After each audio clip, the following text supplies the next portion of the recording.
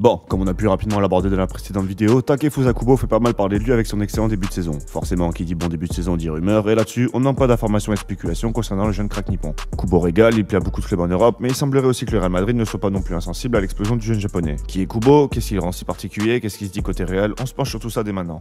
Takekubo, du pied gauche, Takekubo. Donc Kubo, pour ceux qui ne connaîtraient pas, c'est un jeune ailier japonais né en 2001 à Kawasaki. Là évidemment je ne parle pas de la marque, Kawasaki étant une petite ville de la province de Kanagawa non loin de Tokyo. Je préfère le préciser car j'imagine déjà le nombre d'abrutis mentaux venir me faire la blague en commentaire, comme si les vannes sur les noms japonais n'étaient pas déjà assez présentes, en plus d'être médiocres.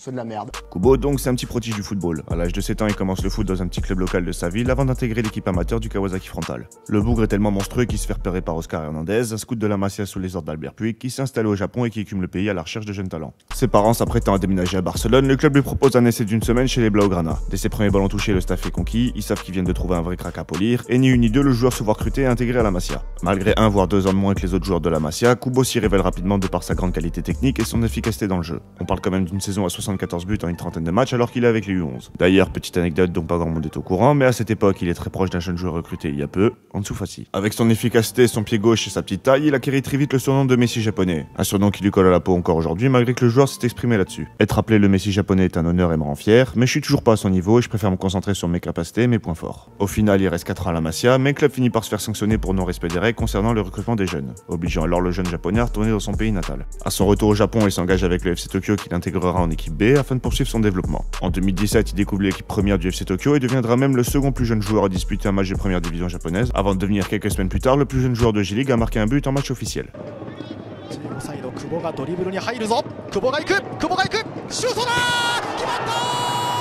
Kubo continue sa progression, il sera envoyé en prêt quelques mois au Yokohama Marinos avant de signer à la surprise générale au Real Madrid. En effet, annoncé longtemps au FC Barcelone à sa majorité, c'est finalement le Real qui raflera la mise, devançant alors le Barça et le PSG dans l'acquisition du joueur. D'ailleurs, en interne, un coach de la Masia affirmait que l'échec du recrutement de Kubo était l'une des pires erreurs de ces dernières années. Lors de son arrivée au Real, le staff fut conquis par la qualité technique du joueur, il participera même à la pré-saison aux États-Unis, on se rappellera notamment de ce petit pont sur Davis. Malheureusement, le joueur ne sera pas retenu dans le groupe et envoyé en prêt à Majorque, la raison principale étant le manque de place extra-communautaire déjà prise par le duo brésilien Rodrigo Vinicius qui venait d'arriver récemment. Là-bas, il effectue une première saison intéressante, mais l'effectif limité du club n'aidera clairement pas le japonais à s'offrir une grosse première saison, notamment au niveau des stats, même si malgré tout, il faisait partie des joueurs avec le plus haut taux de dribble réussi derrière Messi. La seconde saison, il sera envoyé à Villarreal, mais aura beaucoup de mal à s'imposer et à avoir du temps de jeu sous Unai Emery. En décembre donc, il sera rapatrié et envoyé au prêt à Getafe pour la seconde partie de saison. Pour sa troisième saison en Europe, il sera de nouveau prêté à Majorque, bien que le joueur a des qualités, dans le jeu, il lui manque encore ce petit truc lui permettant d'être décisif. 2 saisons bien ternes pour le japonais qui commencera à faire réfléchir à son sujet. Est-il prêt pour la Ligue espagnole? Est-ce que le joueur arrivera à s'intégrer un jour au Real Madrid? Beaucoup de questions qui aboutiront finalement à la vente du joueur à la Real Sociedad pour 6,5 millions.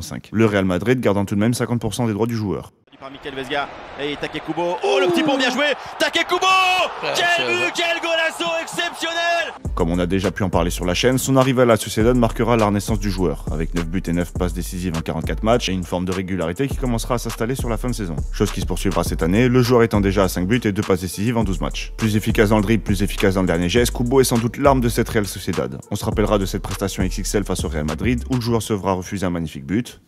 Encore Takekubo qui va dribbler. Oh, il est fort, il est facile. Quel golasso. Le petit pont sur Toni Kroos. Et oui, parce qu'on l'a dit tout le temps, le dribble.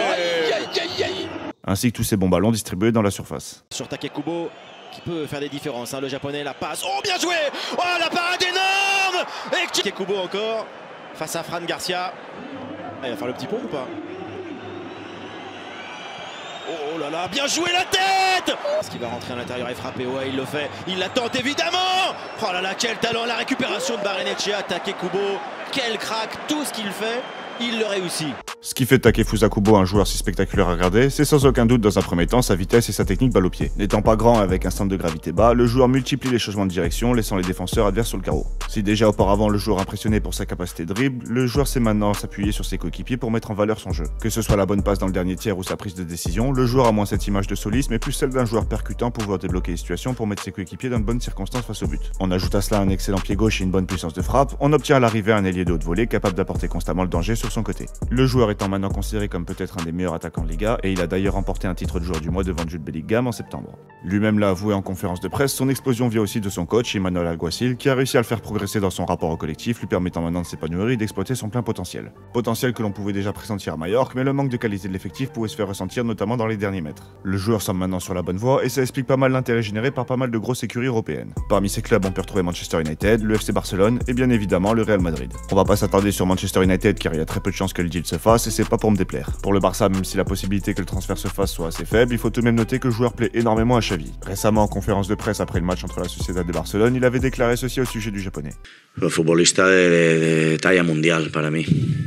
Creo que ha estado espectacular, no solo con balón, sino sin balón. Forcément, quand on connaît le passé lié entre Barcelone et Kubo, on peut toujours imaginer un retournement de situation, surtout que le joueur n'est plus directement lié au Real Madrid. Si le club veut acquérir le jeune crack nippon, il suffira alors de payer sa clause libératoire estimée à 60 millions d'euros. Quand on sait également que le club serait fortement intéressé par Kaoru Mitoma, qui lui-même aimerait jouer pour Barcelone, la perspective de voir les joueurs jouer ensemble dans le même club sur leurs ailes respectives ne laisse clairement pas indifférent. Bien que personnellement, n'étant pas supporter du FC Barcelone, ce n'est pas l'option que je favoriserai. Pour ce qui est du Real maintenant, il faut déjà faire le point sur plusieurs petits détails. Déjà, avec les naturalisations de Vinicius et Rodrigo, le club se retrouve avec des places extra-communautaires libres, ce qui était l'un des principaux freins à l'intégration de Kubo dans l'effectif madrilène. Deuxièmement, étant donné que le club dispose de 50% des droits du joueur, le racheter en activant sa clause libératoire reviendrait du coup à acheter le joueur pour à peu près 30 millions d'euros. Déjà, l'année dernière, Ancelotti disait que le joueur devenait intéressant, mais qu'il voulait le laisser le temps faire. Et avec cet excellent début de saison, ça parle de plus en plus de vouloir ramener le joueur dans la capitale. Même côté supporter, un retour du japonais est sollicité. On avait par exemple cette vidéo où des supporters scandaient le nom de Kubo lors d'un déplacement de Florentino Pérez, le président du Real Madrid.